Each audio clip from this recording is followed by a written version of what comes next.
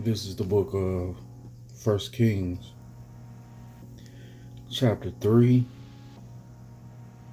and start at verse 5. In Gibeon, the Most High appeared to Solomon in a dream by night, and Yahweh said, Ask what I shall give thee. And Solomon,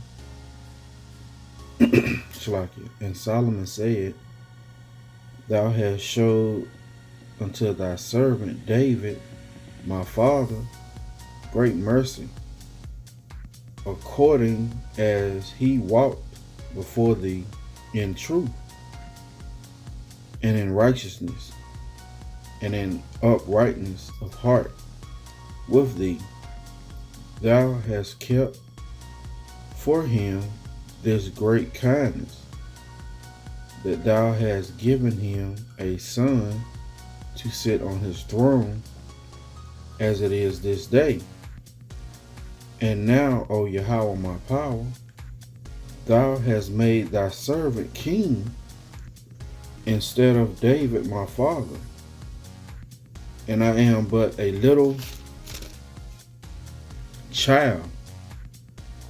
I know not how to go out or come in. And thy servant is in the midst of thy people, which thou hast chosen, a great people that cannot be numbered, or counted for multitude. Give therefore thy servant an understanding heart to judge thy people, that I may discern between good and bad. For who is able to judge this thy so great a people? And the speech pleased Yahweh, that Solomon had asked this thing. And Yahweh said unto him, Because thou hast asked this thing, and hast not asked for thyself long life, neither asked riches for thyself, nor asked the life of thine enemies, but thou hast asked for thyself understanding to discern judgment. Behold, I have done according to thy words. Lo, I have given thee a wise and understanding heart, so that there was none like thee before thee, neither after thee shall any arise like unto thee. I want to give all praise, honor, and glory to Yahweh, by Hashem Yahushua, by Hashem Rakakadash.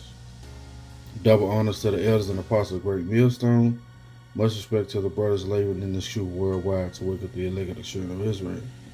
Yeah, and this lesson is going to go into asking the Most High for wisdom, right?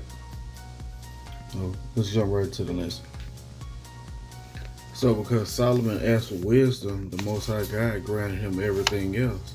He gave him riches. He gave him wealth.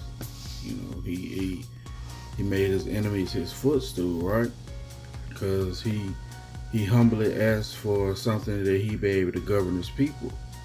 And with us, Lord willing, being the next kings of this earth, man, we need wisdom. We need that same wisdom that Yahweh gave to Solomon. Who is who? Yahweh Shai, if you could perceive that, right? Yahweh Shai in the reincarnation, right? But this is the first step to getting wisdom from the Most High Yahweh, right? This is Psalms chapter 111 and verse 10. The fear of the Most High is the beginning of wisdom. A good understanding have all they that do his commandments. His praise endure forever, right? So you need to what? Fear the Most High and do his commandments. That's how you first get the understanding. And that's how you begin your wisdom, right? That's the root of it, okay? Now, with you getting all this wisdom, that is granted to you as a gift. You know what I'm saying? Faith is a gift, man. Wisdom is a gift too. Because you have a lot of bugged out people, man, who don't have wisdom and don't exercise wisdom, right? This is Proverbs chapter 1 and verse 1. The Proverbs of Solomon, the son of David, king of Israel, to know wisdom and instruction, to perceive the words of understanding, right? So, to perceive the words of understanding, to receive the instruction of wisdom, justice, and judgment, and equity, right? So these are things that you're going to have to know, because the Israelite man is going to be what? The next ruler of the planet Earth, man. Right? Matter of fact, let's get that right quick.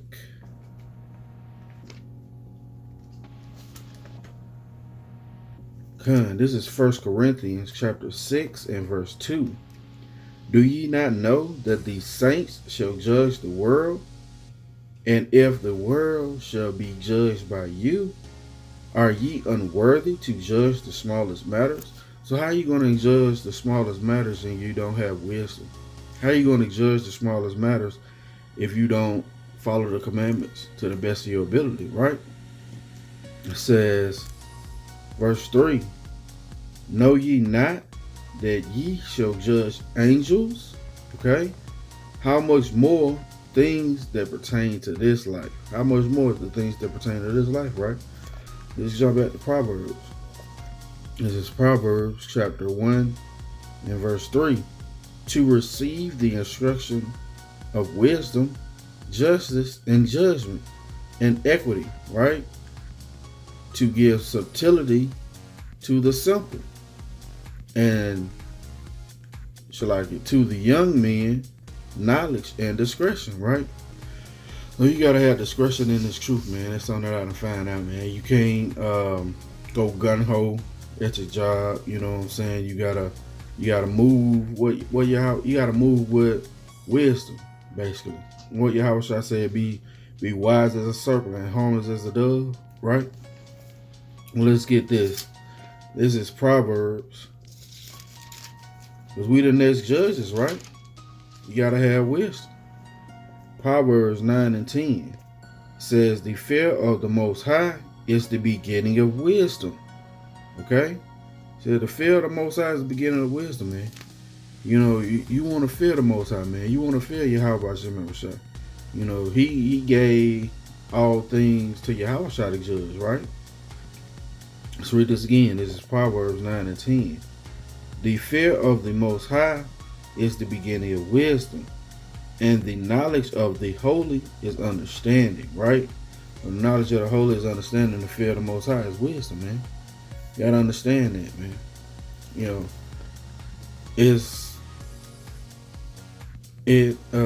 what's the word? I encourage you to read these Proverbs. You know, read Wisdom of Solomon. Read Sirach. It gives you wisdom, man, because you're the next rulers of the planet Earth, man. And these are the things that you're going to need. You know, the laws are going to be written in our inward part, you know, according to what Hebrews 8 and 8, Jeremiah 31 and 31. But wisdom is for now, man, so you can walk circumspectly also, right? This is Ecclesiastes chapter 1 and Slakia.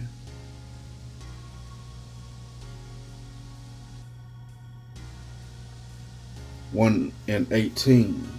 It says, for in much wisdom is much grief, and he that increaseth knowledge increaseth sorrow, right? You increase your knowledge in this in these scriptures, man, it increases your sorrow. Matter of fact, let's get a precept. But you want wisdom, man, so you can walk circumspectly, man, because you're gonna be the next ruler of this world, Lord willing, right? This is Revelation chapter 10 and verse 9. And I went unto the angel and said unto him, Give me the little book. And he said unto me, Take it and eat it up, and it shall make thy belly bitter, but it shall be in thy mouth sweet as honey, right? So as we eating up this little book, man, it's sweet in our mouth, man. But as we contemplated it in our belly, which is our mind, you know what I'm saying, is what? It's bitter, man. Because we know of all the things that are supposed to befall our people before we can get salvation, right? Verse 10. And I took the little book out of the angel's hand and ate it up, and it was in my mouth sweet as honey.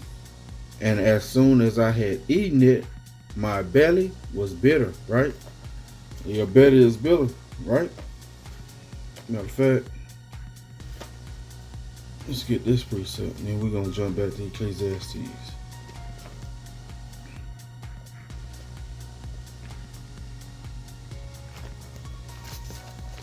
Ezekiel.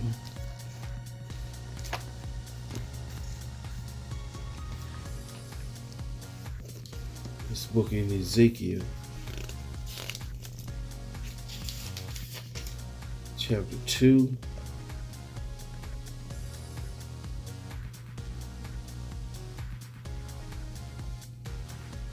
I'm going to start at verse 8. But thou, son of man, hear what I say unto thee. Be not rebellious like that rebellious house. Open thy mouth and eat that I give thee. And when I looked, and behold, an hand was sent unto me, and lo, a roll of a book was therein. And he spread it before me, and it was written within and without, and there was written therein lamentations and mourning and woe, right? So in these scriptures, it's lamentations, mourning, and woe. That's why when we jump back to Ecclesiastes 1 and 18, for in much wisdom is much grief, and he that increaseth knowledge increaseth sorrow, right? So you're increasing these knowledge, man, you're getting wisdom, you're going to increase in sorrow, man, because you know of all the things that our people are going to eventually have to go through to get the kingdom of heaven. Matter of fact, let's get this right quick. Because, man, it's not a cakewalk, man. That's why you need wisdom to walk circumspectly in this world, man. Pray for wisdom from the Most High. You know what I'm saying? And He granted to you, man. He said, if any man asks of anything in Yahweh's name, is going to be given unto you, right? This is Acts chapter 14 and verse 22, confirming the souls of the disciples and exhorting them to continue in the faith, that we must through much tribulation enter into the kingdom of Yahweh, right? So that's part of the lamentations of woe, man, because through much tribulation, we're going to have to enter into the kingdom of heaven, right? Let's get another precept. It's Proverbs chapter 2.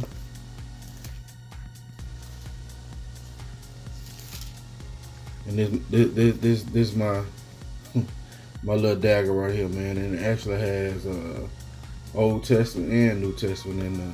It's a beautiful thing. You know, yeah, I think He put it in my spirit to get. I got this about a month ago. You know, put it in my spirit to go ahead and get this, and think it's gonna be good, right? This is Proverbs. I think it's for a reason. Put it like that. Chapter 2 and verse 2. So that thou incline thine ear unto wisdom. So like, let me start at 1.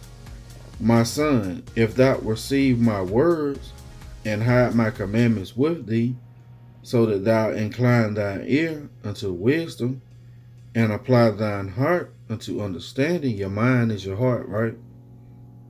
Yea, if thou criest after knowledge and lifteth up thy voice for understanding, if thou seekest her as silver, and searchest for her as for hid treasures, then shalt thou understand the fear of the Most High, and find the knowledge of Yahweh. For the Most High giveth wisdom. Out of his mouth cometh knowledge and understanding. So how are you getting the wisdom of the Most High God? How are you getting the knowledge and the wisdom out of his mouth? Through the book, man. All these things were written of him, right? Matter of fact, let's get a precept.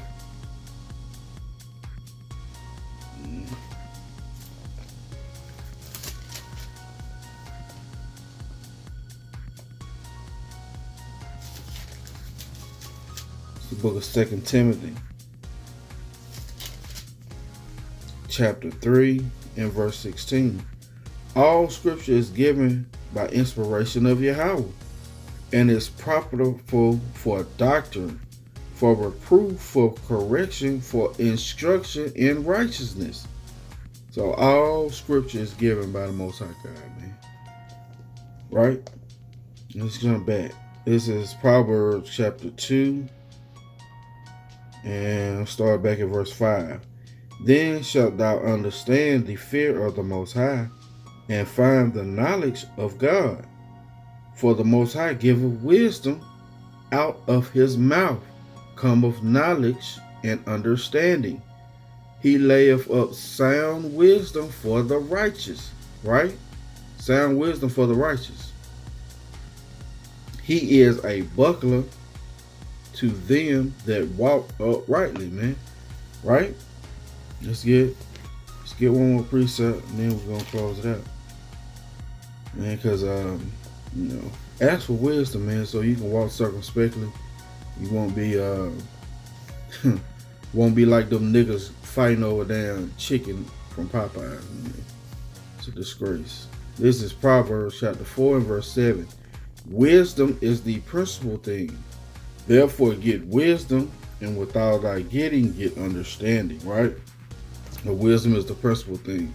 With all your getting the wisdom, get understanding, man. Matter of fact, let me get one more precept. Right? Because wisdom is the principal thing, man. And with all your getting of wisdom, get understanding. That means you gotta apply the wisdom that you receive, man, from the Most High God, right? Is that what I want? Let's see what I get.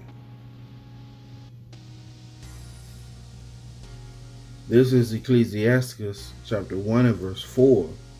Wisdom have been created before all things, and the understanding of prudence from and the understanding of prudence from everlasting. The word of the Most High is the fountain of wisdom. Where you gonna find the fountain of wisdom at, man? In the word of the Most High, right? It says the word of the Most High is the fountain of wisdom, and her ways are everlasting commandments, right? Lord willing, it's been edifying. I want to give all praise, honor, and glory to Yahweh by Hashem Yahushua. Double honors to the elders and apostles, great millstone who rule well. Much respect to the brothers out there laboring in this truth worldwide to wake up the elect of the children of Israel. Till the next time, I say, Shalom.